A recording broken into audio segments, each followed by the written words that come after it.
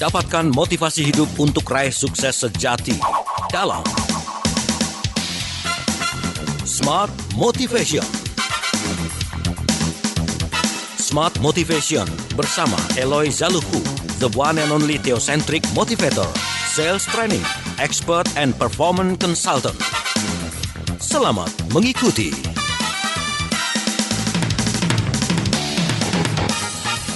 Indonesia, selamat pagi. Apa kabar semua listener dan juga sahabat Sonora Network di seluruh Indonesia? Thanks God, hari ini kita masih diberikan kesehatan, umur panjang untuk bisa beraktivitas.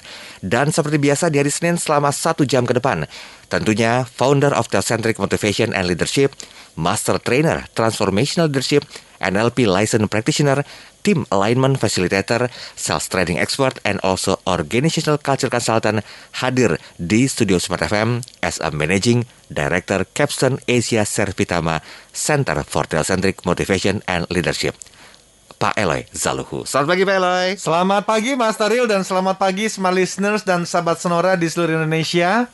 Ini bulan April Mas Daril. Yes, betul. Kita berharap di bulan yang baru ini semuanya menjadi lebih baik. Amin. Bagi yang sakit disehatkan. Amin. Dan yang sehat tetap diberikan kesehatan prima. Gitu Mas Daril. Oke, baiklah. Banyak hal yang membuat kita tuh berpikir ulang ya tentang sebuah adaptasi diri. Entah mungkin itu karena faktor penyebab lingkungan, ya, atau ada kemauan dalam diri kita sendiri. Betul. Tapi banyak orang yang terpaksa berubah, beradaptasi dikarenakan faktor eksternal. Betul. Satu diantaranya adalah COVID-19 ini, Pak Eloy. Nah, kita tidak bisa hanya melihat COVID-19 ini sebagai sebuah permasalahan yang krusial. Memang betul faktanya seperti itu. Tapi di sisi lain ada sisi positifnya. Kita diajarkan untuk memulai satu hal kecil yang belum kita biasa lakukan.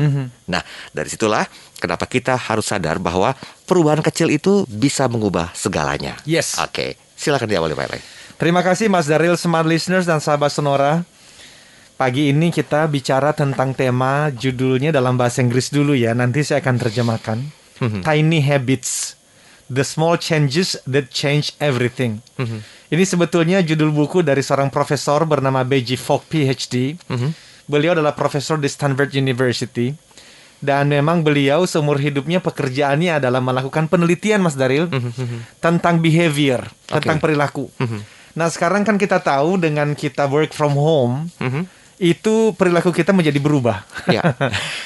Minimal ya, kita tidak ada lagi beberapa kantor kan ada yang menggunakan fingerprint ya, dilihatin oleh atasannya.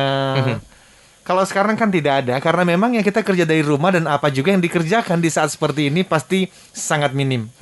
Nah tapi beberapa minggu saya work from home, saya membaca buku ini dengan detail dan saya menemukan ini penting sekali untuk kita sharingkan saat ini. Ketika kita work from home, maupun nanti setelah kita kembali normal seperti sedia kala, ya. Jadi itu Bapak dan Ibu, Smart Listener, sahabat Sonora yang kita bahas hari ini. Yeah. Jadi berdasarkan hasil penelitian B.J. Fogg PhD, dia tadi saya sudah sampaikan seorang profesor behavioral psychologist dan dibukukan dengan judul Kebiasaan Kecil. Nah, perubahan kecil yang mengubah segalanya. Perubahan kecil yang mengubah segalanya. Seperti itu Mas Daryo. Oke.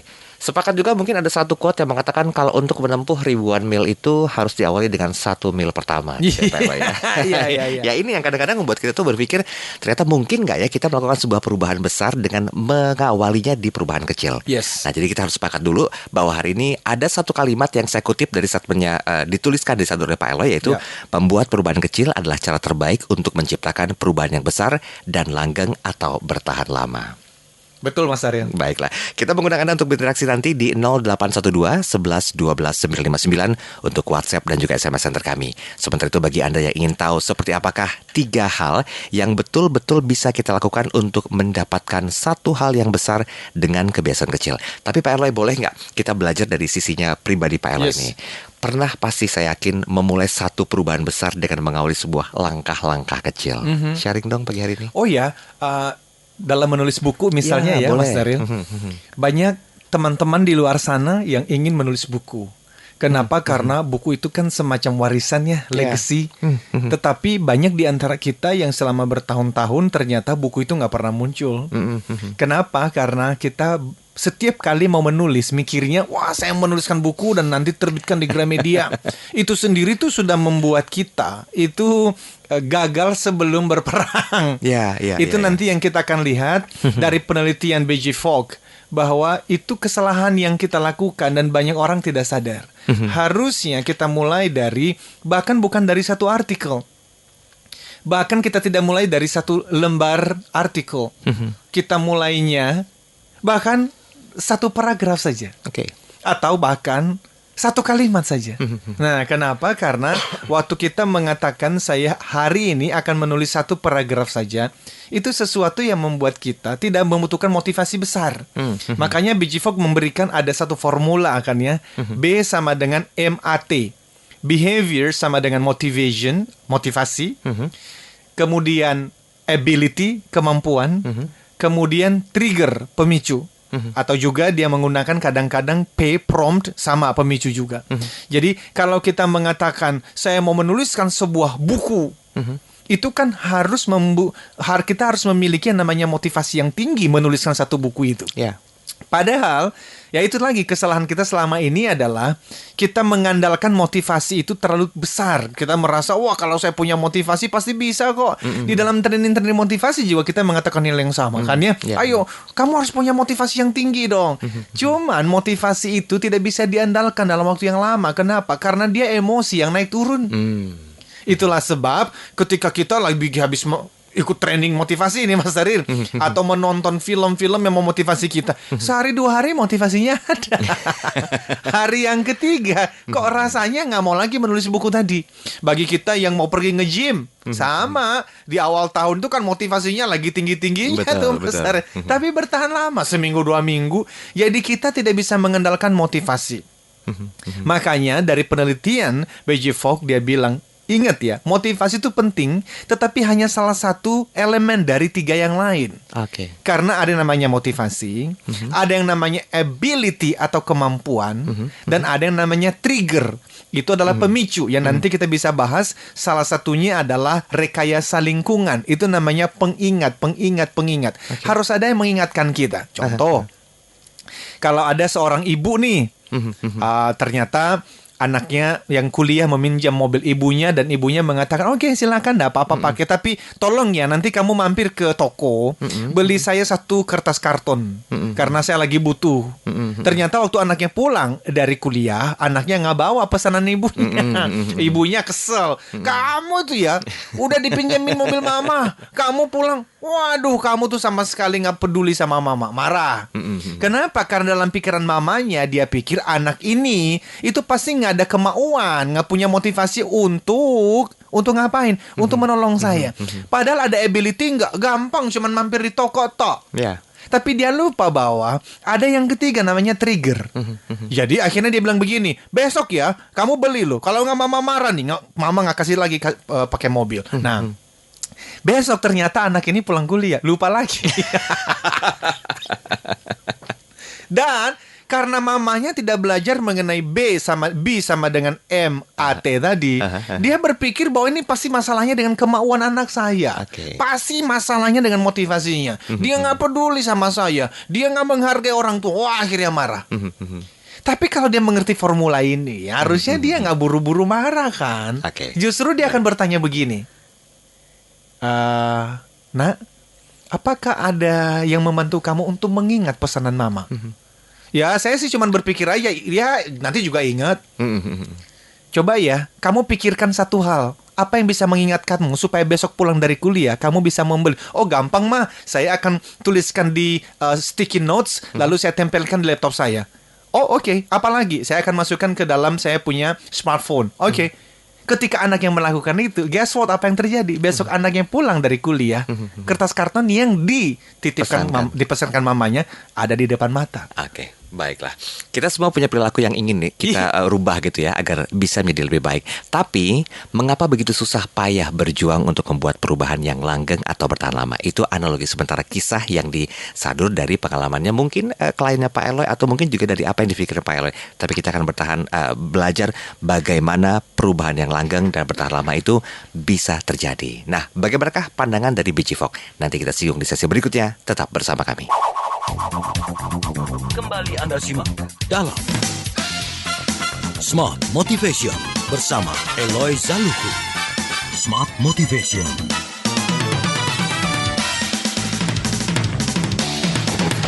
Terima kasih Anda masih bersama kami dalam program Smart Motivation bersama dengan Pak Eloy Zaluhu. Kita masih sepakat untuk membahas tentang The Small Change That Change Everything ya, dari Biji Fok PhD, yaitu kebiasaan kecil, perubahan kecil yang mengubah segalanya. Tadi ada satu analogi yang disampaikan sama Pak Eloy dan itu bagus banget tentang kebiasaan anak muda yang konon katanya itu jauh dari kata pikun ya, tapi kok banyak yang lupa. Ketika mungkin menyepelekan satu hal yang itu gampang, ntar juga ingat. Ternyata hal kecil pun bisa dilupakan. Nah, kita kembali sepakat dengan sebuah kalimat, membuat perubahan kecil adalah cara terbaik untuk menciptakan perubahan yang besar dan langgeng atau bertahan lama. Tapi pertanyaan besarnya adalah, mengapa kok kita begitu sulit ya untuk berjuang guna membuat perubahan yang langgeng atau bertahan lama? Nah, ini ada beberapa hal yang mungkin disampaikan sama Pak Eloy, menyadu dari apa yang disampaikan sama BJ Fox. Silakan Pak Eloy. Terima kasih Mas Daryl. Jadi smart listeners dan sahabat Sonora, sekali lagi kita ini kan hidupnya berubah dengan COVID-19 ini. Ya, work from home itu menjadi semacam kenormalan baru buat kita. Shopping from home, anak-anak belajar dari rumah, Zoom meeting, bahkan para tenaga sales nih harus beradaptasi untuk melakukan prospecting dengan calon konsumen melalui teknologi, digital Zoom dan lain sebagainya. Sudah mulai ada klien-klien yang meminta proposal ke kami untuk memberikan training, tapi yaitu menggunakan teknologi, nggak face to face lagi, tetapi menggunakan berbagai macam aplikasi dan teknologi yang ada. Walaupun ya ini membutuhkan waktu ke depan untuk betul-betul kita beradaptasi, tetapi arahnya sudah ke sana ya. Nah, perubahan ini akhirnya mengharuskan kita ya tadi itu berubah, dan kita harus membangun kebiasaan baru, termasuk ya kita semua yang work from home ini. Karena ya itu intinya begini Mas Daryl, kebiasaan lama tidak kompatibel lagi, tidak cocok dengan dunia baru yang sedang kita hidupi. Untuk itu, selama kemarin saya membaca beberapa referensi, saya menemukan bahwa behavior design model yang diciptakan oleh BJ Fogg ini menjadi sesuatu yang sangat bagus untuk betul-betul kita pahami dan kita terapkan. Ya, jadi kan begini Mas Daryl, semua kita ini kan punya keinginan dong ya, punya perilaku yang ingin kita ubah menjadi lebih baik. Kita ingin pasti ya dari kecil juga anak-anak kita ajarin kan banyak sayur, makan sayur ya, lebih sabar dengan anak-anak. Karena ini orang tua tuh baru tahu loh, karena selama ini kan banyak kerja atau tidak seharian mengajar anak-anak di rumah. Ternyata mengajar anak 1, 2 anak, 3 anak gitu ternyata melelahkan, menguras emosi katanya. Sangat menguras emosi ya. Benar-benar. Bahagia bersama pasangan tentu itu keinginan semua kita. Tidur lebih awal, mencapai target bisnis dan penjualan, tetapi ya tadi itu seperti Mas Daryl sampaikan, kita berjuang susah payah untuk apa? Untuk membuat perubahan yang langgeng dan bertahan lama ini. Nah, bagaimana caranya? Nah, itu yang kita mau sampaikan. Ada 3 hal dulu nih Mas Daryl sebagai pembukaan nih smart listeners dan sahabat Sonora ya. Dengarkan baik-baik. Yang pertama, ternyata menurut BJ Fogg, kita ini menghakimi diri kita sendiri terlalu keras. Ketika apa? Ketika kita gagal melakukan sebuah perubahan, gagal membangun sebuah kebiasaan. Jadi kita menghardik diri, menghakimi diri ketika kita gagal melakukan sebuah perubahan, gagal membangun sebuah kebiasaan. Misalnya, katakanlah seseorang berkeinginan menurunkan berat badan, Mas Daryl ya. Dan dia berkomitmen untuk menurunkan beberapa kilogram dari lemak yang berlebihan itu, tapi kemudian ternyata dia diajak pergi makan siang oleh seorang teman. Lalu memesan makanan besar, gitu. Atau sekarang dengan work from home, GoFood makanan besar, atau minta mbak masak enak di rumah. Apa yang terjadi? Setelah gagal diet itu, dia merasa kesal dengan diri sendiri. Akibatnya dia kembali ke kebiasaan makan sebelumnya. Dan tidak terelakkan Mas Daryl mengulangi siklus ini berulang-ulang.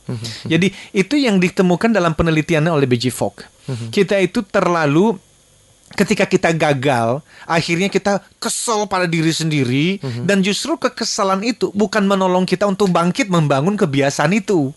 Justru akhirnya ya sudahlah, udah gagal gua, ya udahlah percuma gitu loh. Jadi dia bilang kesalahan terbesar kita salah satunya adalah kita itu menghardik diri, menghakimi diri dengan sebuah kegagalan, dan akhirnya kita malah menyerah. Jadi harusnya bagaimana? Nah, nanti kita pelan-pelan akan kita bahas sampai minggu depan. Ya, it's okay. Kalau gagal sekali, ya udah bangkit lagi aja, kan sebenarnya begitu.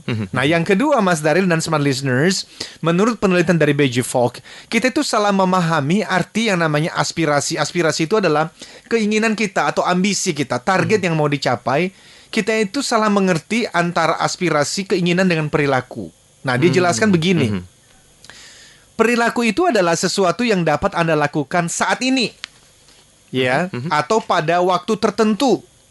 Misalnya, Anda dapat meletakkan ponsel Anda pada mode pesawat gitu ya, sebelum tidur untuk mendapatkan tidur malam yang lebih baik, supaya kalau ada yang menghubungi Anda tidak terganggu. Atau Anda bisa menaruh smartphone Anda itu di luar kamar. Itu bisa, itu perilaku.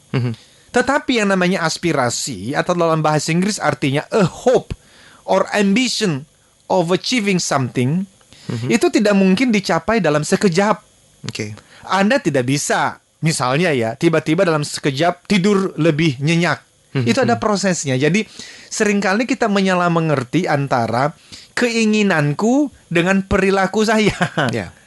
Yang namanya perilaku itu sesuatu yang bisa dikerjakan sekarang juga. Apa itu? Perilaku itu ambil handphonenya, taruh di luar kamar. Itu perilaku. Tetapi yang namanya keinginan saya adalah saya mau tidur nyenyak. Sehingga saya tidak mau diganggu oleh kebiasaan browsing di ranjang sambil tidur-tiduran gitu loh. Nah, nanti kita akan lihat di pemahaman-pemahaman ini, terus bagaimana dong supaya kita terbantu. Ya tadi itu salah satunya, kita harus membedakan antara perilaku dengan aspirasi. Yang ketiga terakhir, ternyata kita menetapkan tujuan itu seringkali begitu besarnya dan mengandalkan motivasi untuk mencapainya. Saya ulang lagi, smart listeners, dengarkan ya, ini penting sekali. Kita menetapkan tujuan yang besar dan mengandalkan motivasi untuk mencapainya. Namun seperti yang saya jelaskan di awal, seperti yang juga semua kita alami kan ya, motivasi itu tidak bisa diandalkan dalam segala waktu. Memang sangat bagus pada awalnya, terutama ketika menghayalkan indahnya memiliki perilaku baru itu ya. Misalnya, wah kita itu rutin ke gym, kita itu rutin olahraga, kita itu rutin menyampaikan kata-kata manis kepada pasangan. Tetapi seperti yang akan kita pelajari, tanpa pemicu, tanpa trigger, tanpa reminder, dan tanpa kemampuan, ability untuk melakukan perilaku tersebut, guess what? Tebak apa yang terjadi? Motivasi tadi tidak akan membawa Anda dan saya ke tempat yang kita inginkan. Jadi kita sering berasumsi, smart listeners, bahwa untuk membuat perilaku terjadi, kita hanya perlu fokus pada motivasinya aja ditingkatkan. Kenyataannya motivasi itu tidak se-powerful yang Anda pikirkan itu loh. Itu menurut B.J. Fogg. Nah, ada pertanyaan lagi nih. Terus gimana kita bisa menciptakan perubahan yang langgeng tanpa terus-menerus mengutuk diri kita sendiri? Ini kan akan terus berkesinambungan ya permasalahannya ya. Buat Anda yang merasa, ini benar juga ya apa yang disampaikan Pak Eloy ya. Motivasi sehari, 2 hari, 3 hari sih oke gitu ya. Tapi kok balik lagi ke habit normal ya, ke perilaku yang biasanya yang males-malesan segala macam. Apalagi work from home saat ini merupakan satu hal momentum yang betul-betul mengenakan. Bangun nggak mesti subuh-subuh dong. Misalnya pun bangun abis sholat subuh bisa tidur lagi. Ntar katanya jam 9 aja. Biasanya kan harus ke kantor segera mungkin. Tapi ini enggak. Nah itu gimana agar motivasi Anda bisa powerful seperti yang kita pikirkan? Nanti kita bahas detail di sesi berikutnya. Kami undang Anda, silakan berinteraksi di 0812 11 12 959. Kami segera kembali. Kembali Anda simak dalam Smart Motivation bersama Eloy Zaluku. Smart Motivation.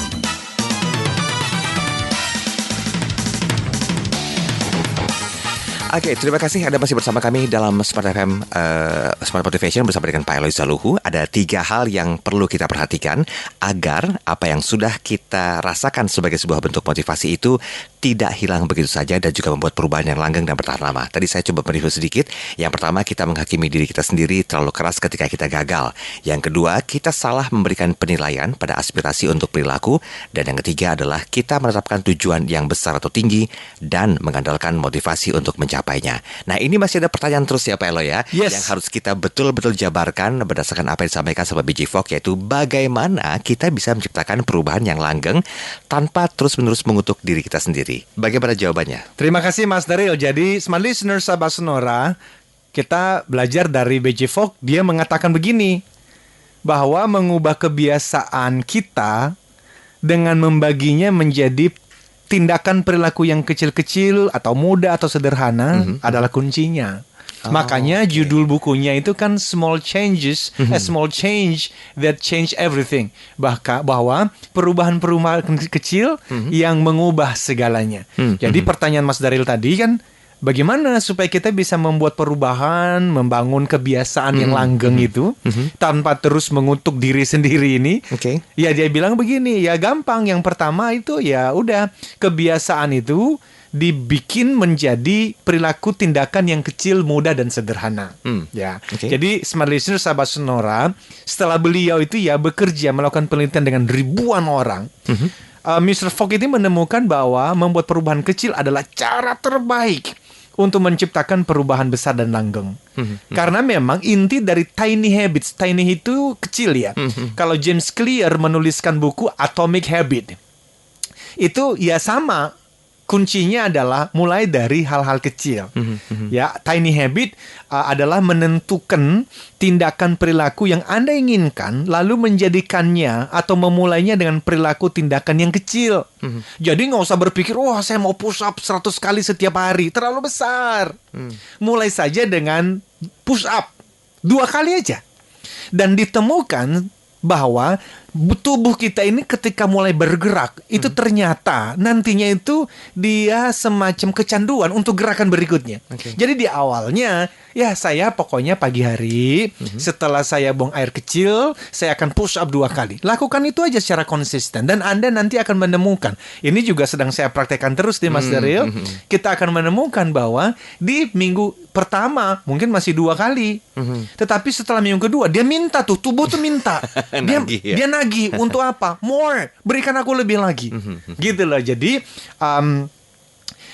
yang namanya tiny habits tadi, tindakan perilaku yang Anda inginkan, menjadikannya memulainya dengan perilaku tindakan kecil dan kemudian ya konsistensi itu yang paling penting untuk dilakukan. Nah, gimana caranya konsisten? Ya harus kecil.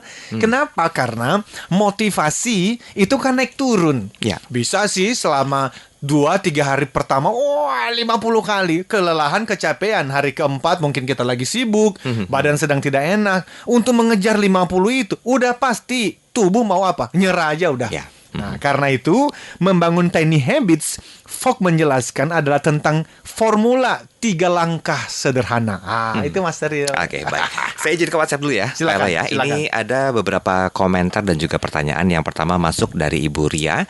Selamat pagi Pak Eloy dan juga Mas Daryl. Saya ingin menanyakan ke Pak Eloy, bagaimanakah tips jitunya agar motivasi yang diberikan atau kita dapatkan dari eksternal itu bisa langgeng dan terus bertumbuh. Walaupun kadang-kadang godaan juga banyak ya untuk tidak melakukan hal yang sama. Karena itu jujurnya betul-betul menjemukan. Oh, saya nggak tahu nih apakah aktivitasnya berhubungan dengan pekerjaan atau tidak. Tapi bagaimana sih sebetulnya untuk bisa menyadarkan bahwa yang didapatkan dari luar itu ya memang bagus untuk kita lakukan dan juga bisa bertumbuh terus, Pak Eloy. Ya, maaf tadi dengan Ibu Ria. Ibu Ria Ria. ya. Terima kasih Ibu. Justru itulah yang kita mau bahas dan kita serahkan pada ahlinya, namanya Profesor B.J. Fogg PhD ini, karena seumur hidupnya memang meneliti ini kan ya. Iya, iya. Dan kalau motivasinya dari luar memang tidak akan bertahan lama. Motivasi yang datang dari dalam aja nggak bertahan lama kok. Apalagi motivasi dari luar. Kita membagi motivasi itu dari dulu kan kita belajar ya. Ada extrinsic motivation, ada intrinsic motivation.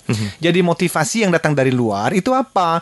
Itu kita melakukan sesuatu karena ada imbalannya. Iya toh. Kalau kita bekerja dikasih gaji sekian sebulan. Wah, itu sebulan, 2 bulan, 3 bulan pertama. Apalagi kalau gajinya sampai 50% lebih tinggi dari sebelumnya. Wah, itu kita senang sekali. Tapi bertahan lama, 3 bulan. Setelah itu kita mulai membandingkan lagi dengan tetangga kan. Rasa syukur kita mulai hilang lagi kan. Kenapa? Karena motivasinya dari luar. Iya toh, sama dengan seorang muda yang wah pacaran gitu kan ya. Ternyata ini pacarnya ini baik sekali, dikasih bunga, diajak makan. Tapi apa setiap hari dia melakukan begitu kan tidak. Apalagi nanti kalau sudah menikah, wah kita akan terkaget-kaget. Wah selama ini kamu menipu saya, selama ini kamu baik memberikan saya ini dan itu. Memang begitu hidup. Maka motivasi waktu berbuat baik atau bekerja dengan baik tidak boleh motivasinya datang dari luar. Oh, jadi harus dari dalam. Ternyata kita juga belajar nih. B.J. Fogg mengatakan, even motivasi yang dari dalam pun nggak akan bertahan lama.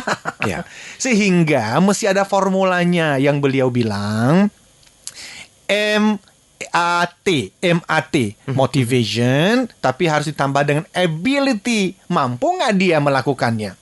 Anak kecil ternyata pingin sekali main sepeda. Pingin, ada motivasinya. Kenapa? Dia lihat teman-teman di kompleks semua pada main sepeda. Pertanyaannya, dia bisa nggak tuh main sepeda? Kalau dia tidak bisa main sepeda, maka nggak akan mungkin dia itu bertahan lama dan membangun kebiasaan sebagai pesepeda yang hebat. Jadi mesti di mana dong? Disitulah orang tua, disitulah saudara-saudaranya yang membantu. Tapi kalau ternyata dia sudah bisa main sepeda, ya toh, kemudian dia punya motivasinya, apakah dia akan terus melakukannya? Belum tentu. Maka harus ada trigger. Nah, itulah Ibu Ria yang kita bahas terus. Mohon bersabar ya Ibu, karena kita nggak bisa bahas utuh nih hari ini ya. Tapi kita bisa lanjutkan minggu depan. Seperti itu. Oke, Pak Darsono menanyakan begini. Saya setuju dengan komentarnya Pak Eloy tadi bahwa apa yang didapatkan sebagai sebuah ilmu kehidupan itu berhubungan dengan motivasi, mau dan juga mampu. Nah, bagaimana Pak Eloy agar mau dan mampu itu bisa seiring sejalan dengan apa yang kita cita-citakan atau kita inginkan? Banyak orang yang gagal untuk melakukan hal, tapi mereka tuh malas untuk mencobanya lagi. Boleh Kak kira-kira dikasih tips untuk terus stabil dalam semangat? Wah, bagus sekali ya Pak Warsono ya. Pak Darsono. Terima kasih Bapak. Mas Daryl, saya tahu waktunya ini kan tinggal 2 menit lagi kita break nih. Karena saya mau memberikan contoh sebenarnya ya.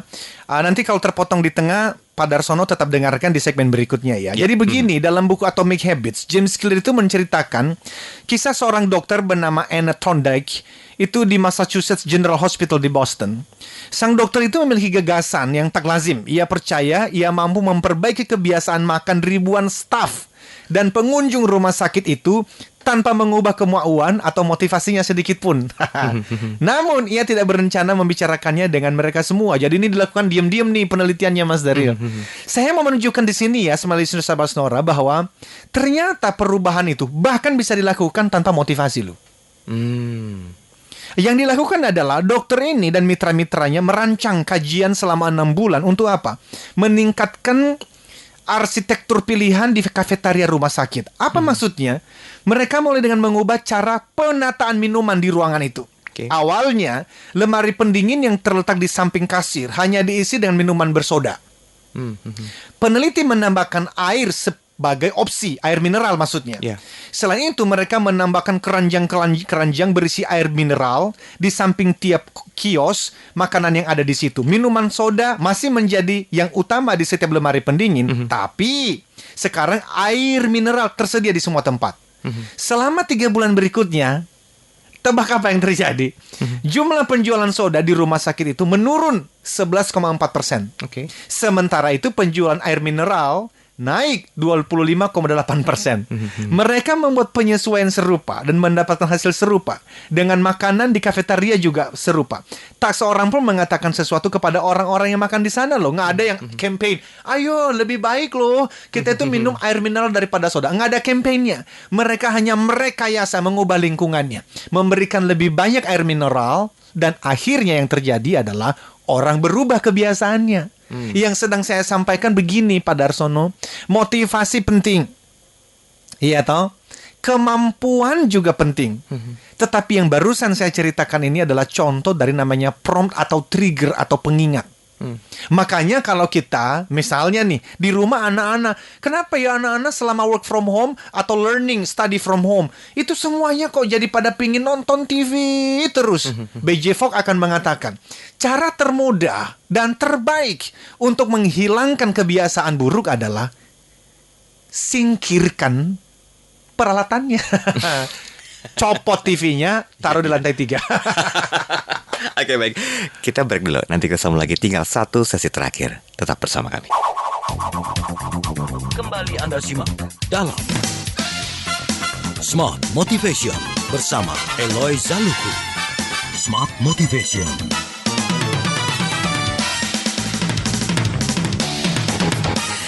Terima kasih Anda masih bersama kami dalam program Smart Motivation bersama dengan Pak Eloy Zaluku. Dan memang sejujurnya pembahasan ini tidak rampung di 1 jam ya Pak Eloy ya.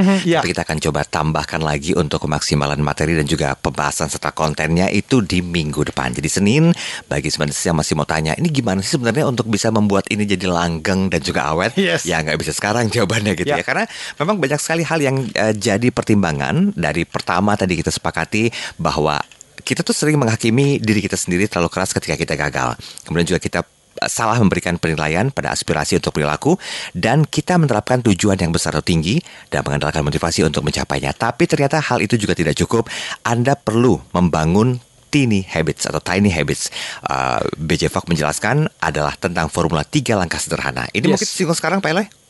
Oh ya, tapi izin Mas Daril, ya, silakan. Saya sampaikan kepada smart listeners dan sahabat Sonora, saya barusan itu upload di Instagram saya tentang gambar rekayasa kafetaria yang tadi saya jelaskan itu. Jadi follow saja di Eloy Zaluku, itu Instagram saya ya, ELOY Eloy disambung Zaluku pakai KHU ya, ZALUKHU, supaya Anda bisa ada gambaran seperti apa sih perubahannya. Karena di gambar itu terlihat before and afternya. Jadi foto kafetaria itu sebelum direkayasa dan setelah. Jadi hanya perubahan penempatan air mineral itu saja ternyata mengubah perilaku dan kebiasaan orang. Boleh izin ya Mas Daril, saya jelaskan lagi sedikit mengenai ini karena ini menurut saya penting sekali ya. Smart listener sahabat Sonora, orang tuh seringkali memilih produk juga bukan karena apa produk itu, tapi karena di mana produk itu berada. Jadi bukan apa produknya, tapi di mana produknya. Kalau masuk ke dapur dan melihat ada sepiring kue di meja dapur itu ya, saya dan Anda akan mengambil beberapa dan mulai memakannya.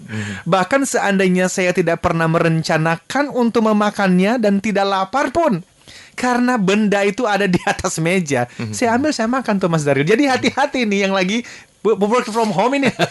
Ini bisa, godaannya banyak sekali ya. Kalau meja sajian di kantor selalu penuh cemilan, sulit untuk tidak mengambil dan memakannya. Kebiasaan Anda tergantung pada ruangan tempat Anda berada dan petunjuk-petunjuk yang ada di depan Anda. Ini penting sekali. Jadi lingkungan sama seperti tangan tak terlihat yang membentuk perilaku manusia. Artinya, meskipun kepribadian kita unik, perilaku-perilaku tertentu cenderung muncul dan muncul lagi dalam apa? Kondisi-kondisi lingkungan tertentu. Di rumah ibadah misalnya Mas Daril, orang cenderung ngobrol sambil berbisik.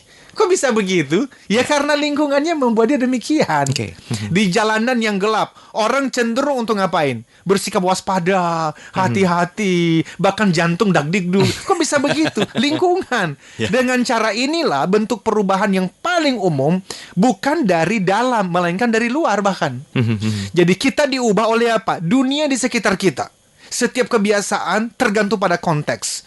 Jadi kalau di model Fogg tadi, minggu depan kita akan lihat ya, itu ada namanya your context sebagai sources of motivation. Yang ketiga apa itu? Jadi lingkungan Anda menjadi sumber motivasi dan yang mengubah kebiasaan perilaku kita.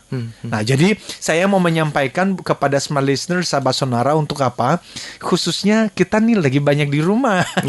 Kalau Anda tidak ingin berat badannya naik terus, ya pastikan meja itu jangan dipenuhi dengan kue, makanan ya toh. Kenapa? Karena itu godaan. Bahkan di rumah saya itu nggak ada TV Mas Daril. Oh. TV itu ada di lantai 3 sudah. Karena sudah lama sekali saya pindahin. Kenapa? Karena belajar begini-beginian. Kenapa? Karena sulit sekali ya buat anak-anak untuk mengatakan jangan nonton. Jangan nonton. Tapi kita sebagai orang tua tidak memahami psikologinya. Begitu beratnya bagi dia untuk mengatakan no kepada sesuatu yang menggoda dia di depan mata. Sama, kita juga pingin tidurnya nyenyak dong. Supaya besok pagi bangun dengan antusias, bisa sholat subuh, bisa doa pagi. Tapi sampai jam 1 kita masih scrolling gitu loh. Masih buka HP. Gimana caranya? Beji Fogg mengatakan begini, bisa bicara mengenai motivasi. Ya aku mau kok. Untuk apa? Untuk tidur lebih cepat. Iya sih. Ability bisa. Pertanyaannya adalah, itu kalau handphone ada di tangan. Udah gak usah diapa-apain. Itu langsung scrolling kita. Jadi masih bagaimana? Nah berarti taruh di luar kamar. Semua rumah mesti sepakat. Pada jam tertentu, jam 9, jam 10, jam 11, tidak ada lagi handphone di dalam kamar. Nah ini memang membutuhkan tentu saja ketekunan. Membutuhkan namanya niat itulah Mas Aril. Tapi minimal hari ini kita sudah mulai memunculkan yang namanya behavior atau perilaku. Itu adalah MAT. Motivasi, ability, dan trigger. Trigger itu pemicu. Seperti itu Mas Daryl. Oke, berarti sebetulnya yang perlu kita pupuk pertama kali adalah kemauannya dulu ya. Oh ya? Baru disokong dengan kemampuannya lagi. Betul Mas Daryl.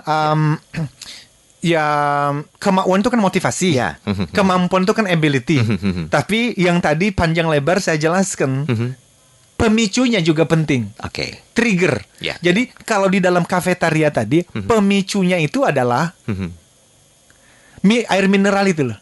Kalau kita pergi ke mall sekarang atau di supermarket, itu ya ada tempat untuk penempatan produk-produk itu yang kira-kira itu sejajar dengan mata orang yang datang ke sana. Itu tempat itu lebih mahal Mas Daryl. Atau bagi pemilik swalayan, itu adalah produk-produk yang memberikan keuntungan besar buat dia. Kenapa? Karena itu yang biasanya dibeli orang. Kalau untungnya kecil gitu ya, ya itu taruh di bawah aja. Kenapa? Karena tidak usah ada motivasi untuk membeli barang itu. Kalau dia ada di depan mata kita, maunya beli. Ya, setuju. Seperti itu Mas Daryl ya. Jadi smart listeners sahabat Sonora, kita berbicara elemen perilaku itu ada 3 ya. Perilaku terjadi. Jadi perilaku terjadi ketika motivasi, kemampuan, dan pemicu. Triggernya bertemu secara bersamaan. Jadi apapun kebiasaan yang mau Anda bangun hari ini, selalu ingat, apakah saya punya motivasi untuk melakukannya? Oh ada, oke. Apakah saya punya kemampuan untuk melakukannya? Aduh, belum ada sih. Ya udah masih saya belajar dulu. Ya, kalau begitu, ya tapi kemampuan, waduh, kalau yang namanya saya mesti menulis 2000 kata, waduh susah banget. Bagaimana kalau saya mulai dengan menulis 1 kalimat dulu saja? Dan kemudian bertanya, ada trigger tidak? Ada pemicu tidak yang mengingatkan saya untuk menuliskan itu? Jadi misalnya apa? Ya disitulah kenapa komunitas penting. Di Capstone itu kan kami punya komunitas namanya Certified Theocentric Motivator itu loh, Mas Daryl. Kenapa? Karena itu adalah salah satu trigger ketika kita punya grup WhatsApp gitu ya, Telegram, lalu kita bertemu sekali sebulan, sekali 2 bulan. Itu adalah komunitas yang menolong lingkungan itu loh, penting sekali. Jadi motivasi menjadi pembicara ada, kemampuannya, wah udah diajarin kok. Tapi pertanyaannya adalah apakah ada komunitasnya? Itulah sebab para pendengar kita kalau mau bergabung silakan, karena nanti bulan Juni, insya Allah mudah-mudahan ini di by the time COVID-19 sudah selesai, sehingga kita bisa melakukan sertifikasinya. Kalau tidak pun, ya kita pakai Zoom saja. Oke, baiklah. Kita belum mengambil satu kesimpulan terkini ya, Pak Ella ya. Tapi yang perlu digarisbawahi adalah apa yang menjadi esensi perbincangan kita pagi hari ini sebetulnya cuma 3. Yaitu yang pertama tadi ada motivasi, kemudian juga ada ability, dan kemudian juga ada trigger atau pemicunya. Kita kunci di situ dulu. Nanti kita sambung lagi di minggu depan. Setiap Senin jam 7 sampai dengan jam 8 waktu Indonesia Barat. Terima kasih untuk Anda semua dan juga sahabat Sonora sudah bergabung bersama kami. Kami pamit undur diri untuk ketemu lagi di Senin minggu depan. Saya Daryl Adam. Saya selalu katakan, yes I can keep the smile, be the TEDxers. Telah Anda ikuti Smart Motivation bersama Eloy Zaluku, the one and only Theocentric Motivator, Sales Training, Expert, and Performance Consultant. Terima kasih dan sampai jumpa.